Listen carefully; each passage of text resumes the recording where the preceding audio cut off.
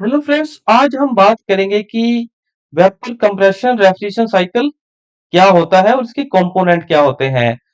तो इसमें बेसिक चार ही स्टेज होती हैं हमारी: इवेपोरेटर, कंप्रेसर, कंडेंसर और एक्सपेंशन।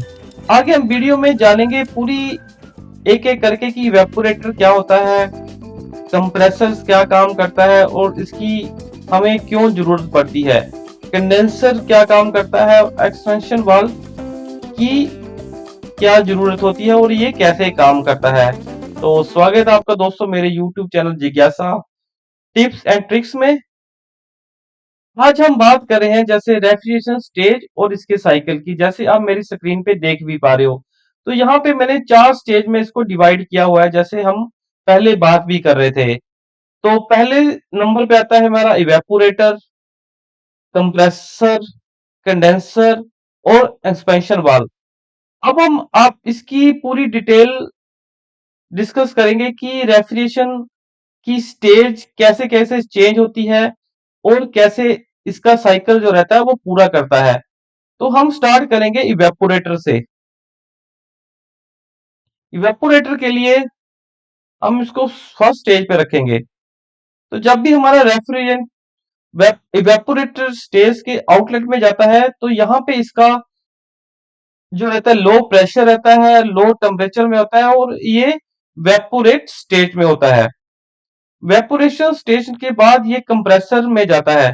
कंप्रेसर को हम सेकंड स्टेज बोलते हैं, जहां पे ये हाई टेम्परेचर पे कंप्रेस होता है और कंप्रेसर के आउटलेट में ये इसके जो स्टेज होती है वो वेपर में चेंज हो जाती है और इसका टेम्परेचर हाई होता है उस टाइम और हाई ही प्रेशर होता है। और थर्ड स्टेज में ये कंडेंसर पे रेफ्रिजरेशन हमारा जो कंडेंसर स्टेज में पहुंचता है। तो कंडेंसर में कुछ इस प्रकार सी कॉइल्स रहती हैं, आपने कंडेंसर देखे भी होंगे। तो कंडेंसर क्या करता है, कंडेंसर का होता है कि जो भी रेफ्रिजरेंट का हाई प्रेशर हाई टेम्परेचर है और वेपोरस स्टेज है, यहाँ पे इसकी स्टेज जो रहती है वो चेंज हो जाती है। तो ये कंडेंसर के आउटलेट में ये लिक्विड स्टेज में आ जाता है और इसका प्रेशर अभी भी हाई होता है और टेम्परेचर भी हाई ही होता है। उसके बाद जो रेफरी आता है वो आता है एक्सपेंशन वॉल्व में। तो हम एक्सपेंशन वॉल्व को 4 नंबर पे रखते हैं। तो एक्सपेंशन वॉल्व की प्रॉपर्टी कुछ ऐसी होती है, ये जो रेफ्रिजरेंट होता है इसके फ्लो को कंट्रोल करता है और बहुत ही एक फाइन मात्रा में ये स्प्रेड करता है। जैसे आपने स्प्रिंकलर वगैरह भी देखे होंगे, वही ये वर्किंग करता है। तो इसके बाद जैसे ही ये आउटलेट में रेफ्रिजरेंट निकलता है तो यहाँ पे इसकी स्टेज फिर से चेंज हो जाती है। इस टाइम ये इसका प्रेशर लो होता है और लो टेम्परेचर हो जाता है और ये इसकी स्टेज लिक्विड स्टेज में हो जाती है।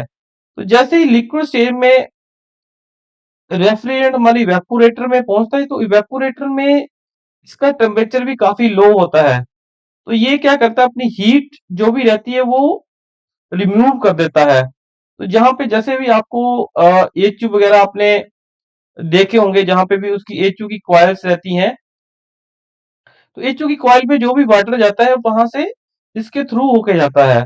तो वेपोरेटर का जो काम रहता है, जैसे रेफ्रिजरेटर का टेम्परेचर यहाँ पे लो रहता है तो ये हीट इवेपोरेट कर देता है। तो ये जो हीट इवेपोरेट करेगा तो उससे ये वाला वाटर जो भी कूलिंग की कॉइल में जो पानी जाता है वो ठंडा हो जाता है और हमारी कूलिंग स्टार्ट हो जाती है, जिस भी एरिया में हमें कूलिंग करनी होती है। तो उसके बाद फिर से वही अगेन स्टेप आ जाता है, यहाँ पे जो भी हीट ये छोड़ता है तो ये फिर से कन्वर्ट हो जाता है वेपर स्टेज में। वेपर स्टेज के बाद फिर से वो कंप्रेसर स्टेज में जाता है। कंप्रेसर में फिर से ये वेपर स्टेज में चला जाता है, इसमें इसका हाई प्रेशर हो जाता है, हाई टेम्परेचर। टेम्परेचर के बाद फिर से कंडेंसर स्टेज में आता है, जिसमें इसकी स्टेज फिर से चेंज हो जाती है, लिक्विड स्टेज में चला जाता है। लिक्विड से फिर से इसका टेम्परेचर लो हो जाता है। तो फ्रेंड जी, ऐसे पूरा रेफ्रिजरेशन साइकिल काम करता रहता है। तो अगर आपको इसकी पूरी जानकारी चाहिए तो आपको जो ये हमारा टेम्परेचर और प्रेशर का चार्ट रहता है, वो आपको थोड़ा सा समझना पड़ेगा कि कंप्रेसर क्यों हमने जरूरी होता है कूलिंग करने के लिए या चिल्लर में। तो इवेपोरेटर का क्या काम है, कंडेंसर का क्या काम है, एक्सपेंशन वाल्व क्या काम करता है, तो उसके लिए मैं एक अलग से वीडियो भी आपको बता दूंगा। पर जो आज का मेरा टॉपिक था, वो मेरा टॉपिक था रेफ्रिजरेशन स्टेज और इसका साइकिल कैसे काम करता है चिल्लर में। तो आशा करता हूँ फ्रेंड्स आपको ये वीडियो पसंद आई होगी। थैंक्स।